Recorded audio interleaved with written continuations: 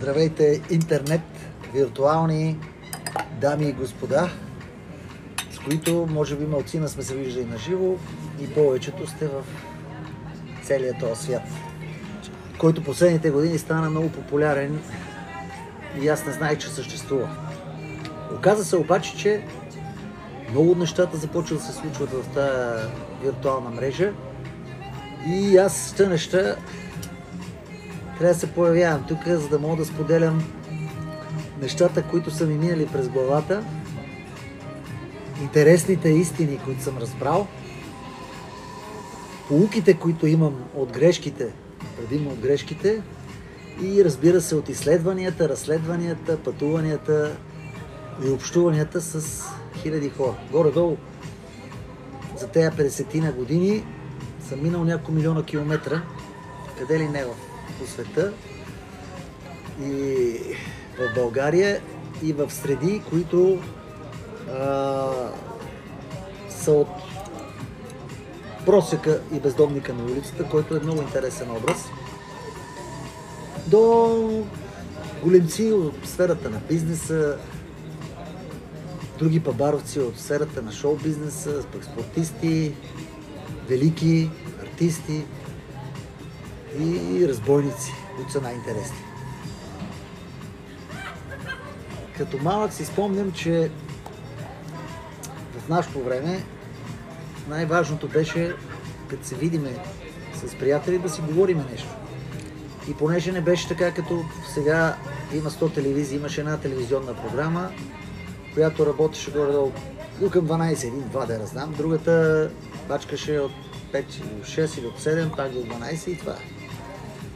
Тоест нямаше програмиране, тъй като телевизионната програма в името си носи програмиране.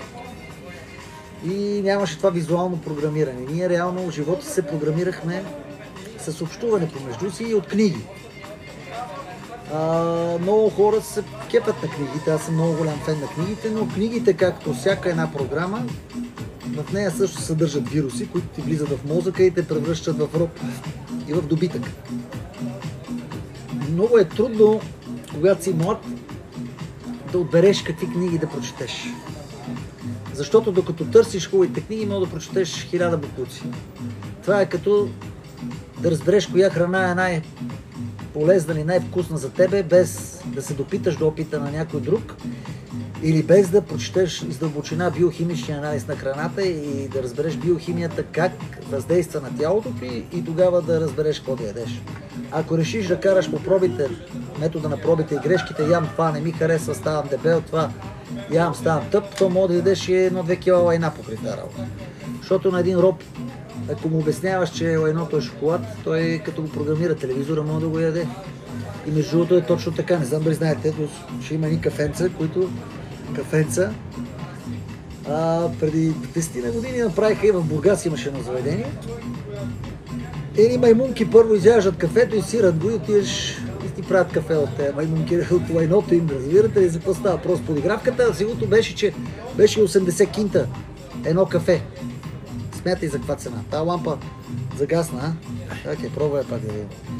80 кинта, това е подигравка. Деца в момента ни подиграват с Дебил гей, ако го знаете кой е. Значи мога да ви дам един клип, ако не влезте в Супротивата България телеграм канала ми, там все още няма цензура и не са изтрили нещата, които са най-важни. Там всъщност съм качил едно клипче, което е може би преди 12-13 години и този така наречен филантроп, който произвежда ваксини и вируси за компютри, после и продава антивирусната програма, взима с един негов приятел се направи една фабричка, в която водата от кенефите, където хората изхвърлят фекалната си маса и урината, я преработват на вода и той рекламира колко е полезна за пиене. Пълна подигравка с ското населението, защо не я пие той? Той пие в ефира, но никой не знае какво пие. И сега преди скоро ги пиха от Несле, така наречената голяма корпорация, че от години всичките им продукти и продават вода специално, преработена от канализацията. Ще ги глобат някой голяма работа. Те преди 20 години Pfizer ги губиха 2-3 милиарда, че продават някакви лекарства, които убиват човека, но това няма никакво значение, тъй като това е корпорация. Корпорацията, тя не е физическо лице, като нас, тя е юридическо лице. Юридическото лице носи отговорност по закона, търговския закон. Тоест, тя подлежи на глоби, защото затвора не мога да вкараш корпорацията. Трябва да намериш доказателства, че управителите на корпорацията и собствениците умишлено са направили това нещо да убият хората, но това е почти невъзможно и много трудно. Тоест, когато пускат корпорациите някаква отрова на пазара, те си заделят и пари за глобите. И то е нормално, като изкараш 20-30 милиарда, що да надеш 2 милиарда за глоби, ако те фанат. Това от въздуха мангизи направено, от бълъци. Та бех тръгнал за книгите да разказвам. Едно време така си седаме с приятели и си говориме. И всъщност, за да върви интересно да е общуването и да си обменяме информация, да си обменяме емоции, всеки четеше нещо и го споделяше. Аз това видях, това четох, това гледах, този филм, така нататък. И в реалния живот се информирахме. И беше доста добре. Сега тук с моят приятел, където в момента действаме това нещо, веднага си обменихме някакви тайни информации, но не мога ги споделяме така навсякъде. Затова докато не отбереме хора, които са будни, имат желание да излизат извън матрицата, да се освобождават от робството, да се срещаме на живо, няма как да ги говорим по тия социални медии, всички тия работи, защото те като разберат, че ние знаеме и ще ни преебат. Предварително ще прецакат хубавите работи. Примерно матрицата има много пропуски винаги. Тя има пропуски в това, че все още останало нещо полезно за хранене, обаче няма какво да го разказвам, защото ще го спрат. Вече може да има някое хубаво лекарство, което наистина лекува и е на достъпна цена. Може да има някакъв хубав закон, чрез който да изкараш пара без много да се мъчиш да робуваш. Всички тези дупки, за да ги намерите, трябва доста да мислите и да си обменяте информации. Те трябва да се раздават тия информации само на будни хора. Какво означава будни? Значи хора, които знаят, че са човеци. Какво означава човек? С главно Ч. Това е създание, което знае, че е създадено от Бог. Всеки път ще го повтарям, за да разберете каква е разликата между животното и човека с Ч. Създание като мене, защото аз знам, че съм човек създаден от Бог, знам, че имам душа, която ще отговаря за делата ми и тази душа ще живее вечно в ада, може би, по-вероятно или в рая, ако Господ ми прости. Това обаче не е полезно за тези, които притежават материалната матрица, да го знаете. Защото ако вие се подчинявате само на Бога, Бога има само 10 правила пожелателни. Той няма армия, много пъти го разказвам, той няма полиция, няма данъчи да ви следи и да ви каже, ейш, що пушиш тук цигари, забранено е по моя закон. Закон, законете. Това е законете, за добитъка. Законите са законете. Той, който се отказва от това, че е създаден по образ Божий подобие и има свободна душа, която може да живее 1000 години извън това тяло, може и повече, не знам, може и безкрай, както се предполага. И вие, ако отговаряте пред вашия господар, който няма армия, няма полиция и ще ви съди за делата, след като напуснете телата си, вие ставате неуправляеми, ставате много страшни.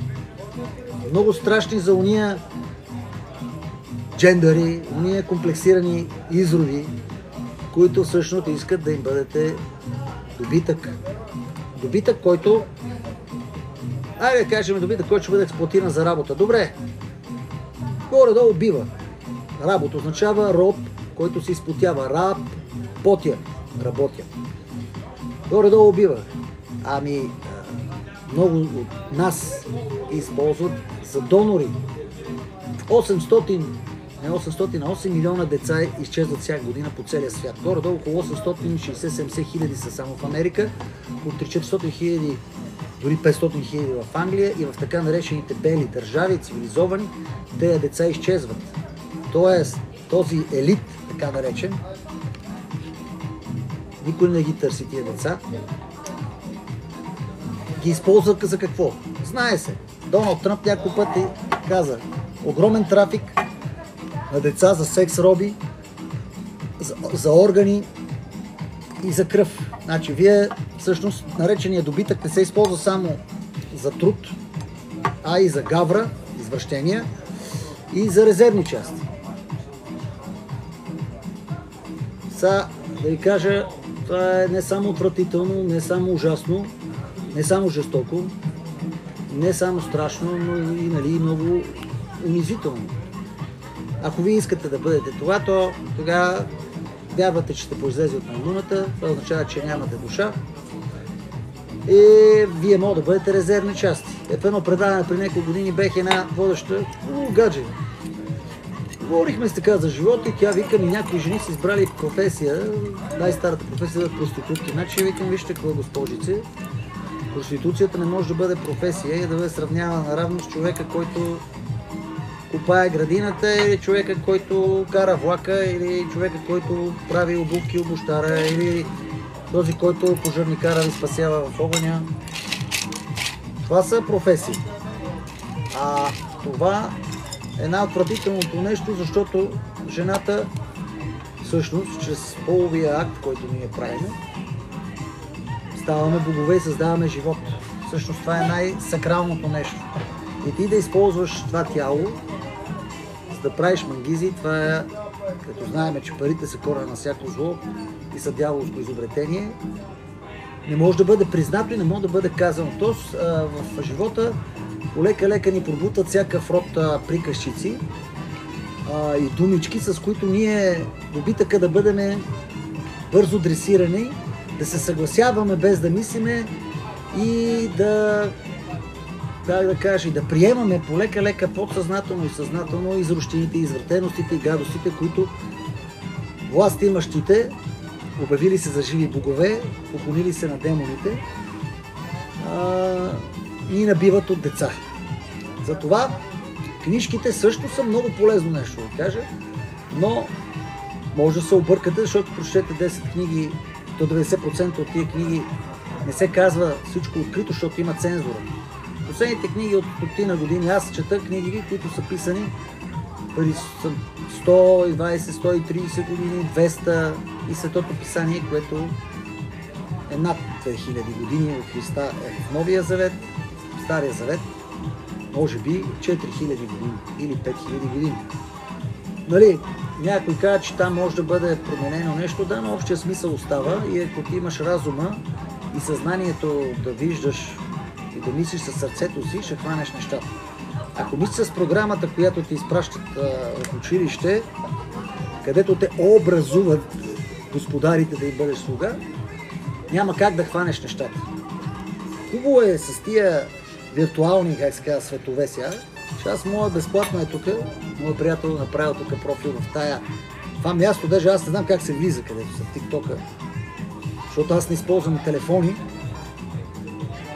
От 12-16 години нямам никакви такива официални документации, но има много хора, които са ми направили профили. Аз лично мога да влизам до сега в няколко, но току-що пак не мога вляза в един. Майка си трака. Както и да е, защото много ме трият. Аз съм много страшен, убивам хора по цял ден, изнасилвам, стрелям с пистолети по невинните хора и затова 13-14 профила ми изтриха. На 100 000 човека имах покрай предаването Фитнес Мания, Крале на силата, шоуто, имах хора, такива готини. Беха ми направили секретарки, като правих бизнес, имах 2-3 момичета, които ми правиха тия работи. Сега като не правя бизнес и нямам 10 000 лева заплата да им давам и затова, ето имам доброволци, приятели, революционери, които подкрепят цялата тази работа. Това е лесен начин тези неща да ги разберете. И за съжаление няма откъде да се чуят. Може да се пуши в този интернет. Може. И изключат тия. Виждаш ли комунизма, колко ме е страх. Вече почнах да се съобразявам, аз където си правя каквото си искам цял живот. Почва да се съобразявам с тези щуроти. Малък си страх. И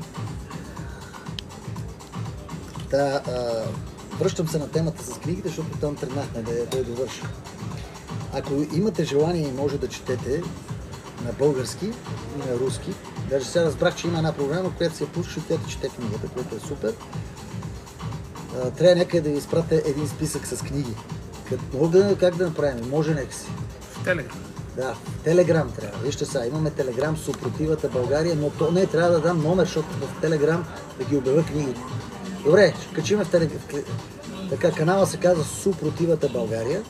Тук до няколко дена ще дам един списък с полезни книги с тези хора, които не са ги чели. Те много книги вече са забранени, но все още се намират. Ако не, ще ви ги намерим на електронен вариант да си ги четете, за да може в дълбочина да разкриете процесите. Сега ще ви кажа неща, които не мога да намерите в много книги, защото са супер забранени. Набързо. След като се раждаме с свободна воля, по Божия образ и подобие хора, които могат да създаваме живот, човеци, които могат да създаваме живот, и никой не може да ни контролира на земята, а само на небето, за да не развиеме този потенциал, който ни е даден, защото ние имаме огромен потенциал. Значи вие имате огромен потенциал, деца. И дъртаци също, чичковци като мене, могат да има и такива да гледат. Аз мисля, че младежи повече гледат. Значи потенциалът е велик. Аз съм на 53 години и горе-долу мога да тренирам наравно, да говоря и да мисля с 20 годишните младежи. С някои по-добре, може би други по-зле. Това е нещо, което съм постигнал по някакъв начин и всеки може да го постигне сега много по-лесно, защото аз знам какви са грешките, които не трябва да допускате, но няма да ви разказвам тия работи, това е за друг път. Сега, най-простите неща ще ви кажа защо не можем потенциала да се развием. Защото цялата матрица, която работи единствено само против нас от раждането ни до смъртта, ни атакува непрекъснато. Ще ви кажа някои неща, които не знаете и които са ни преебали вече. Първото, когато се раждаме, когато са се раждали добитъците и робите в така наречената древна Римска империя, която никой не знае точно каква е, защото има много филми, много книжки, но това са фантасмагории на така наречените историци, но това е една голяма империя, която се командва от езически богове и тези езически богове са имали императори и управници на тази империя. Но те са се обявили също за живи богове. Те са гонили нас, християните, 360 години, живи са ги отбирали, надолу с главата са ги разпъвали, рязали са ги на парчета. И това са 365 години гонения срещу християните, защото християните казват, вашия император си е много хубаво да е жив и здрав, той си има неговата империя, ние имаме Бога, който създал всички империи и целия свят. И само заради това са ни избивали нас. Тоест голямата свобода е в християнството. И то истинското християнство, православно.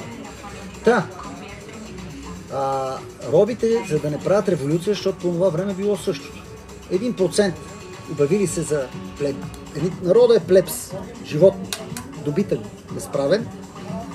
Роби, огромно количество отрави, сигурно над 80% от населението. 20 и няколко процента се обявяват за граждани, така наречената империя. Гражданина има някакви права. Правата са му да прави бизнес, както и сега правиме бизнес. Правата му са да участва в гласуване, което избира парламент, нали? Сенатори, но реално императорите, които са отгоре великани, те са над този закон. Те са живи богове. И всъщност този закон се управлява от едни балъци, които ги назначават императорите и ушки народа ги назначава, за да могат да се борят помежду си, да се конкурират и така да върви напред целият бизнес, целият прогрес и да се занимават със себе си. И по това време робите, за да не се развиват, като се раждат още, при раждането им врътват вратлето, нарушават гръбначната система на врата специално и нарушават нервните окончания. По този начин те са ограничени вече и са инвалидизирани от самото си раждане още в първите секунди на раждането си, за да не могат да развият пълния си потенциал на мислене, да не може тялото да прави добра връзка с мозъчната дейност. И ги използват за тежък труд, да ходят, да се трепат, да се бият и така нататък. Също става с нас, защото естественото раждане всъщност жената трябва да роди права или седнала. И в България затова има все още такива здрави, великолепни и хора, които не се подчиняват, особено от по-старото поколение, 2 поколения назад, 80-90 годишни хора, които аз познавам, живееха до 100. Прадядо ме изява 110 години, имам 15-16 деца, бабите ми живееха до 90 години. Всички, никога не са ходили на лекар, не са се вакцинирали и така нататък. Но понеже по-селски начин на животно от нас са имали в такава държава, която е предимно хората са близо до земята, раждат на полето, прави и седнали и се раждат едни здрави силни деца. Много от нас, със съжаление, са ограничени. Има как това да се преодолее, но трябва доста труд върху вас. Защото иначе ние веднага вече сме прецакани. Второто, което ни пребът, веднага щом се родим, майка ни има чрез пъпа вързана пъпна връв към нейната плацента и цялата храна, нейната цяла имунна система, всичките и най-ценни златни храни и клетки ни свързват, оттам се храним, оттам дишаме. Щом се родиме, гадовете веднага ни режат пъпната връв, вместо нещастниците да остават поне 20-30 минути, за да може всички хранителни вещества и най-вече имуноклетки, яката имунна система, която е вашият лекар от раждането ви до смъртта, да остане във вас. Какво правят нашите така наречени лекари, медицинските? Веднага го режат, взимат тази плацента, вкарват в хладилник и веднага идва на кола, събира по целия свят плацентата и милиардерите и богаташите от тях си правят лекарства, да се подмладяват, да се поддържат, да карат до 100 години. Рокфелер на 110 години умре, 10 пъти му смениха сърцето. Къде намери този изрод сърца? Хората чакат с по 20 години за сърце. Представете колко пъти му сменям кръвта и що хапчета е изпил и що инжекции са му били от тази плацента, да мога да продължава да се друса, да се чука, кой знае, с маймуни са животни, те са извратени изродите. Разбирате ли? Това е втори удар срещу нас. Така наречените хора, които искат да ни ограничат, да ни превърнат в добитък, робски добитък, който да не може да мисли, който да не може да разсъждава, който да не може да види истината и само да изпълнява. И като изпълнява, стана чай тук аз, наци кое копчета, и като изпълнява всъщност да храни матрицата, която са изградили господарите, обявили се за богове, и не само да я храни, да подхранва тяхната власт и да намалява нашата сила и да свършва нашия живот. Това е тяхната схема. Сега, третия удар, защото ви казах първият врата, втория плацентата, третия удар е след няколко секундите ни гадове бият ти една инжекция в рамото и ти вкарват токсични вещества, с които те заразяват. Така наречената ваксина, с вещества, които един път това е заболяване, от което се умира. Едно бебе още не се е родило, удра го това. И ако доживеете първите 1-2 дена, добре, но вашата имунна система вече е заразена с тези вируси, които ви вкарат, те остават вътре за винаги. За да може този вирус да е стабилен, е добавен какво? Живак, който е силно токсичен за всички наши органи, алуминий и формалдехид. Това е вещество, в което се държат труповете да не изгният. Разбирате ли? Това е като, гния храната, се слага. Химикал отвратителен. Това се инжектира в съвършеното същество, което преди няколко секунди душата му била при Бога и той излиза от коремчето на майка си и веднага бива атакувани. Един изстрел, втори изстрел и трети изстрел срещу всеки един от нас. Оттам нататък какво се случва? Ако оцелеете от цялата тази работа, детето го взимат от майката, а тя живее 9 месеца с него. Това дете и майката имат връзка, която тя е видима и невидима. Видимата я режат веднага, а невидимата, това са техните вибрации на сърцето на майката, на нейните органи и на детето. Това е една топлина, една енергия. Душите им са свързани. Гадините взимат детето и го хвърлят в една стая, където има десетки деца, а може би и стотици, които стая е студено, празно и няма никаква любов, няма никаква ласка, няма най-съвършената свръзка с майката. И там е пълно с дечица, които са нещастни, озверели, унищожени, които плачат и са в едно страшно напрежение. Това сте ние, това сме ние, това сте вие. И в тези минути, в които вие трябва да сте гушнати до майка си, да се прегръщате, да знаете какво е любов да получавате, закривате, вие получавате студенината, самотата и жестокостта на този свят. Вие сте вече унищожени. Старта ви е смъртоносен.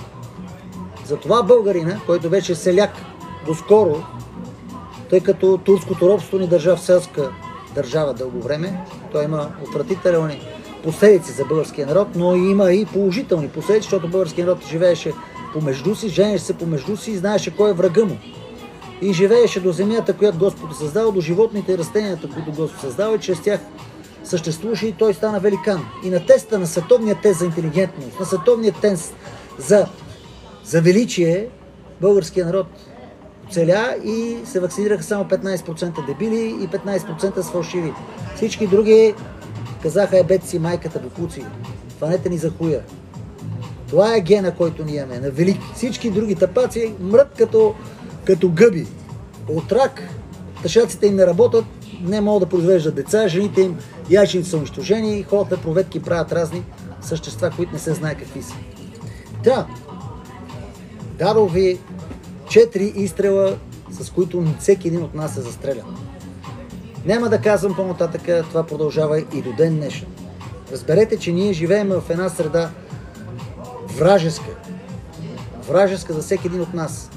Едно от най-страшните неща, което се случва в момента в България, е, че Европейския съюз забрани всички семена, с които досега, откакто България съществува хиляди години и прави томати, краставици, пшеница, ръж, каквото искате, не може да ползваме българските семена, а ще трябва да ползваме само ГМО, които са собственост на Монсанто, на Несле, на Дюпонт, на Дебил Гей и на всякакви други изроди, защото техните семена първо са стерилни, са генно модифицират от тялото, не ги познава и водят до болести, до рак и унищожават, разрушават ни още ни потенциала. И второто, което е още по-страшно, нали, че ни се съкръщава живота, съкръщават ни се възможностите, използването на истинската храна ще бъде забранено, за да ни отделят съвсем от Бога и да се превърне в пластмасови живот. Не случайно сатанистите във всяка една своя дейност, както видяхме, Олимпиадата съвсем наскоро, наградите на Кан, откриването на Световния икономически форум, Магиосница открива, наградите на Кан, жената излезе с срок с образа на Исус Христос, 20 души бодигарти ще да отрепат. Мис Доминикана, актриса на 40 и няколко години. Видяхме откриването на Олимпиадата, сатанистите, какви изроди подиграваха с Господ и накрая дойде на закриването ангела на светлината, Луцифер, дявола, и той закри цялата работа и запали света, заби гръцкото знаме, на другия ден Атина гореше, Атина изгоря. Какво да ви кажа? Борбата е срещу тези, които са Божии творения, които знаят, че са творения от Бог, за да могат да ни унищожат до край и да се създадат вече новите ГМО хора, ще остават половин милиард официално, или 1-2 милиарда, най-много за части, за гавра, и ние да изчезнем. Затова моя съвет към всички вас, млади, стари, с огромно пренебрежение и с огромно внимание посрещате всички заповеди и закони, законете с добитъка, които така наречените власт имащи и властови организации и структури ви налагат и ви казват, че трябва да ги правите за ваше добро. Защото всяко едно нещо, на което са ви научили в този живот, че е за ваше добро, е реално за ваше зло. Защото ако искаха да ви научат нещо, първо щяха да ви кажат как действа вашето тяло. Защото докато сме живи в тези телесни структури, е добре да бъдем винаги силни, смели, усмихнати и щастливи. Но те не ви казват как да бъде това, защото вие не знаете дори как функционира биохимията ви, биологията ви и кое трябва да слагаш в устата си, за да може това нещо да функционира. А ви учат на какво? Да се страхуваш от милицията, да се страхуваш от държавата, да се страхуваш от власт имащите през цялото време, без да се страхуваш от това, който е създател на всичко, видимо и невидимо, създател на небето и на земята, на цялата Вселена, нашия Господ Бог. Това е съществото, което трябва да имаме с Него разговор, с Него да се съобразяваме, а Той дори не стои на масата, да ти иска сметката. Не те спира на улицата, защото колата ти няма преглед. Или си спрял 5 минути повече да издру да ти слагат скоба. Това е, скъпи приятели, неприятели, недоброжелатели и доброжелатели. Гледайте, учете се, това са абсолютно елементарни неща. Ще ви дам списък с книги, списък с филми, ще почва да го правя, ще окачиме на телеграм канала Супротивата България, защото всичките ми фейсбуци над 13 са унищожени, ограничени, не мога да влизам в тях. 2 вайбара ми унищожиха. Имах вайбари с над около 10 000 човека, пращах им клипове, това бомба. Бомба. Сега не знам каква бомба ще ми направят пак. За сега имах и един телеграм една година по време на така наречената пандемия, когато казах и изпращах клипове на всички, да им кажа, че вижте какво. След малко няма да може без тези хартийки, сертификати, ни да влезете, ни да излезете, ни да ядете, ни да пиете. Те се подиграваха. Като стана това, кино, какво правиш, къде знаеш какво правиш? Аз знам веднага в същия момент да излезах. На втория ден, като направиха телевизионното шоу пандемия, им написах и ходих по телевизиите. Не иска да хода по телевизиите, беше ги страх, всички бяха умрели от страх. И накрая в Телеграм събрах маса хора, една година го блокираха и него. Не се знае къде ще ни блокират. Като направя нов Viber и нов номер, ще ви го дам, за да може да си пишем налични и да правим живи срещи, за да може да разбереме кои от нас стават за специалисти в революционната дейност, специалисти в научната дейност, специалисти в организационната дейност, за да може сами ние, човеците с гладно ча, помежду си да създадем система, в която да оцеляваме, не само да живеем усмихнато, щастливо и с приятелска усмивка и прегръдка. Аз съм Кирил Вълчев Скалата. Тази вечер, тази лекция и това споделяне е за ваше здраве, вдъхновение и правилно програмиране за свобода.